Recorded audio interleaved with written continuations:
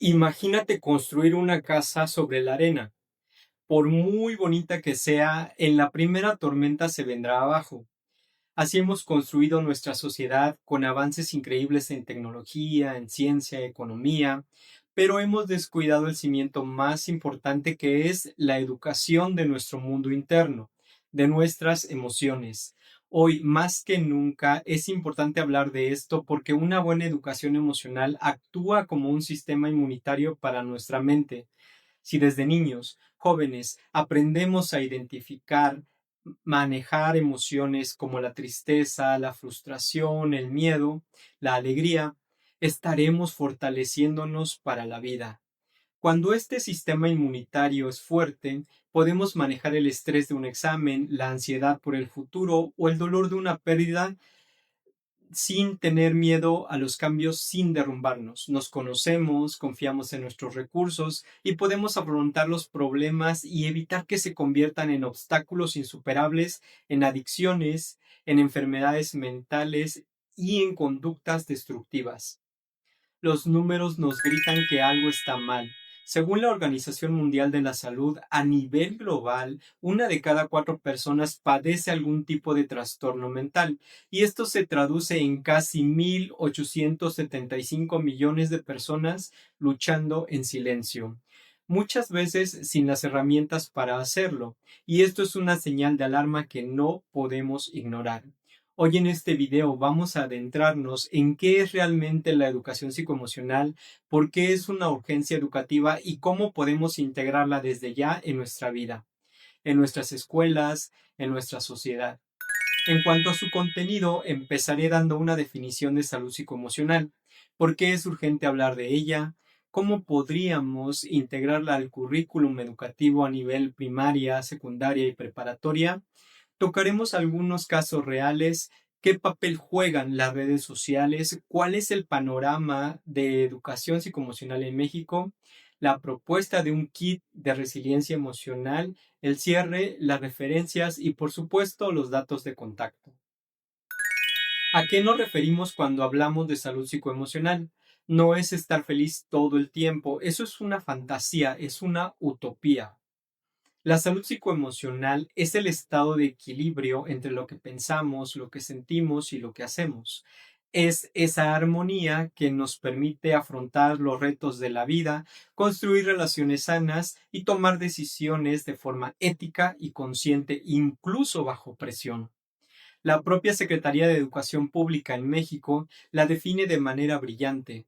Son las habilidades que nos permiten comprendernos a nosotros mismos, manejar nuestras emociones, cuidar de los demás, colaborar, establecer relaciones positivas y tomar decisiones responsables antes de explotar ante situaciones difíciles.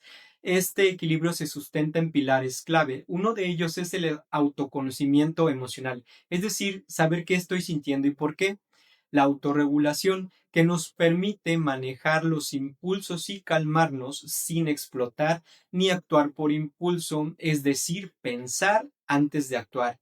En cuanto a la empatía, es entender y conectar con lo que sienten los demás, que si a mí me hicieran lo mismo, por supuesto que no sería agradable para mí, y es ponerse en lugar de la otra persona, en los zapatos de la otra persona. Las habilidades sociales incluyen saber comportarnos, resolver conflictos, trabajar en equipo. En cuanto a la toma de decisiones de manera responsable, vamos a evaluar las consecuencias de nuestros actos, no solo para nosotros, sino para nuestro entorno en todo el sentido de la palabra, y que implica a nuestro medio ambiente y al cuidado de los animales también. Esto no es autoayuda o solo buenas intenciones, tiene una base científica sólida. La neurociencia implica que nuestro cerebro es plástico, es moldeable, y esto significa que las emociones, la resiliencia, la empatía se pueden educar. ¿Por qué es tan importante, urgente meter este tema en las escuelas? Porque es una cuestión de prevención y de potencial. Estudio de la OCDE nos dan datos contundentes. Una educación emocional sólida puede reducir en un 40% el riesgo de que un adolescente desarrolle depresión o ansiedad. Son miles de jóvenes salvados de un pozo muy oscuro. Pero, además, contrario a lo que algunos piensan, no les va a quitar tiempo al aprendizaje académico. Al contrario, lo va a potenciar. Los estudiantes que desarrollan estas habilidades mejoran sus calificaciones y la razón es que un joven o niño que sabe manejar su ansiedad ante un examen, que puede concentrarse, que no está dominado por un problema social o personal o que tiene la autoestima para pedir ayuda, inevitablemente rinde mejor. Y esto no es solo se queda en la escuela, sienta las bases para una vida adulta plena. Hay una correlación directa entre la inteligencia emocional y la empleabilidad, la salud física e incluso la longevidad. Invertir en salud mental en las escuelas es invertir en un futuro más sano y próspero para todos. El dato crítico en México es desgarrador, ya que 1 de cada 4 jóvenes puede mostrar signos de ansiedad, pero la gran mayoría no cuenta con las herramientas para gestionarla y en ese sentido les estamos fallando a nuestros niños y jóvenes. Como parte de la integración curricular, por ejemplo, en educación primaria se podría realizar juegos de roles para identificar las emociones, utilizar juegos terapéuticos, cuentos terapéuticos y una estrategia funcional denominada el Rincón de la Calma, que es un espacio destinado a la calma en situaciones de ansiedad.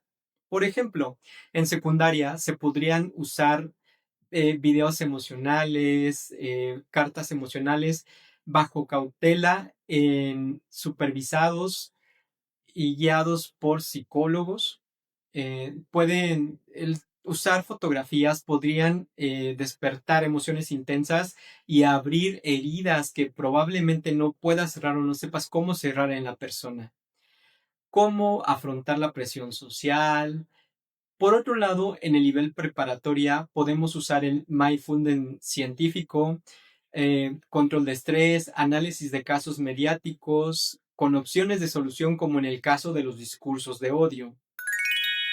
Cuando los cimientos involucrados en la educación psicoemocional fallan, las consecuencias las vemos todos los días en las noticias, en las redes sociales. No son casos aislados, son síntomas de un mismo problema, la ausencia de filtros emocionales. Pensemos en los casos donde personas cometen a todas luces actos racistas, cuyo odio e incapacidad para gestionar su frustración explotan en un acto de arrebato verbal y físico, o en personas de la ley o relacionadas con ellas que en un arranque de impulsividad agreden a otras personas e incluso más vulnerables. Escenas de celos que terminan en verdaderas tragedias, percances de tránsito, donde está incluido el consumo de alcohol, arruinando carreras en segundo, arruinando futuros, incluso desviviendo gente. Casos de féminas cuya salud mental deteriorada las lleva a actos crueles contra su progenie. Pensemos en crímenes pasionales, en adicciones que empiezan como un escape, como un dolor que no se sabe manejar, en alumnos que agreden a maestros, en docentes que abusan de su autoridad. El hilo conductor es la misma incapacidad para gestionar emociones profundas como la rabia, el temor, la envidia, el miedo. Se normaliza la violencia como un lenguaje y se pierde por completo nuestra brújula ética. En este panorama, las redes sociales son un actor con doble filo muy afilado. Por un lado, tienen ventajas obvias, nos conectan, nos informan, creamos comunidades que pueden ayudarnos, pero su impacto negativo es enorme. Puede generarte ansiedad por creer que no eres parte de algo grande o estar perdiéndote la vida que otros aparentan tener, realizando acciones no adecuadas con tal de cumplir esos estándares que ni siquiera sabemos si son reales. Esta idealización de vidas perfectas donde 1 de cada 3 adolescentes desarrolla trastornos alimenticios de imagen corporal por la constante comparación es una realidad. Sin olvidar ese acoso que no termina al salir de la escuela. Un 10% de los adolescentes puede ser víctima de ciberacoso, lo que multiplica el riesgo de padecer trastornos psicológicos. Por otro lado, tenemos al linchamiento mediático masivo. ¿Cuál es el límite de todo esto? La salud mental individual y de comunidad pueden darnos respuestas positivas a este interrogante. La solución no es prohibir las redes sociales a nuestros niños y jóvenes. Ellos están expuestos a ellos todo el tiempo. Si no es en tu casa, es en camino a la escuela, en alguna sala de espera, en el camión. Entonces es necesario enseñarles a nuestros niños y jóvenes a identificar cuál es el contenido que los puede nutrir y aquellos que pueden ser riesgosos. Es decir, educar para su uso. Necesitamos alfabetización digital emocional. En cuanto a los comentarios, reacciones que podemos hacer en redes sociales, es importante parar antes de publicar. Pensar, ¿es necesario este comentario? ¿Es amable mi comentario?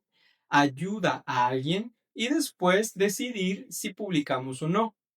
Esto no es una tarea sencilla, pero en la medida en que cada uno de nosotros seamos conscientes y hagamos que otros sean conscientes, ya tenemos un paso avanzado. En México, afortunadamente, ya se han dado algunos pasos. Existen programas valiosos que implementan en miles de escuelas para formar a los docentes. La nueva escuela mexicana también incluye la educación socioemocional como un eje transversal con un enfoque de vanguardia. Los retos son enormes. En la actualidad, la cobertura es muy desigual.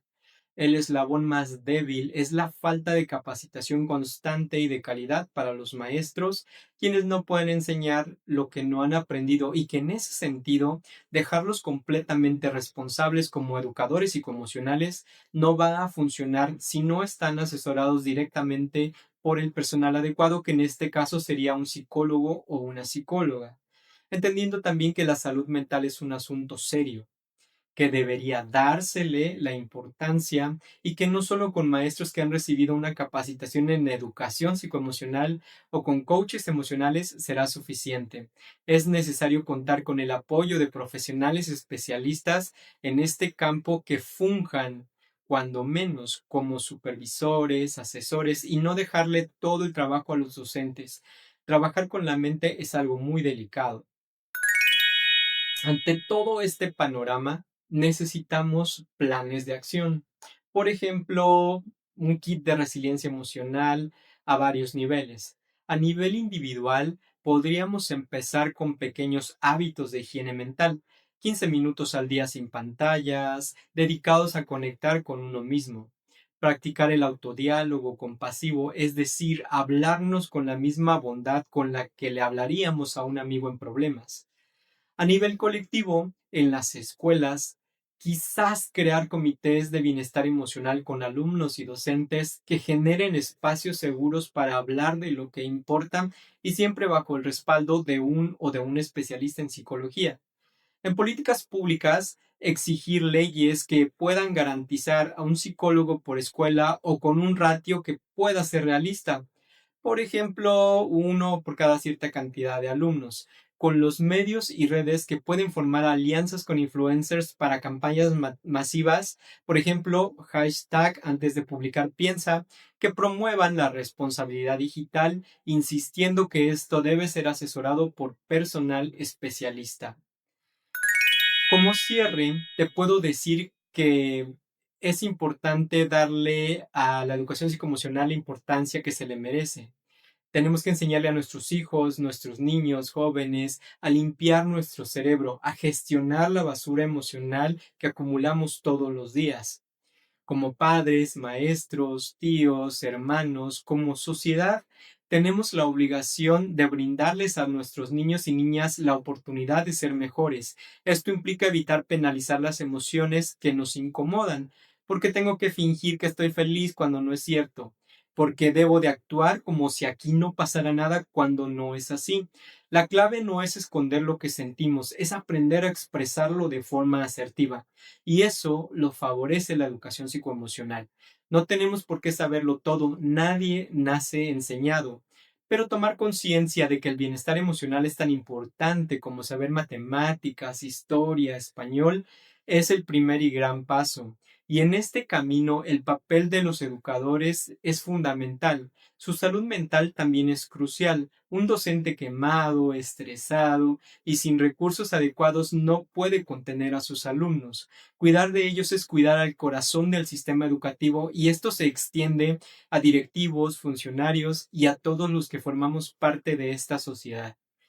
Es cierto que existirán siempre las situaciones desagradables, las malas personas, la tragedia, no podemos controlarlo todo, pero en la medida en que cada uno de nosotros decida impactar positivamente en su círculo, en su familia, en su comunidad, estaremos dándole a nuestros niños y a nosotros mismos eso que tanto nos hace falta. No es solo una meta noble, es algo que nos merecemos, nuestra salud mental. Soy Moisés, tu psicólogo de confianza.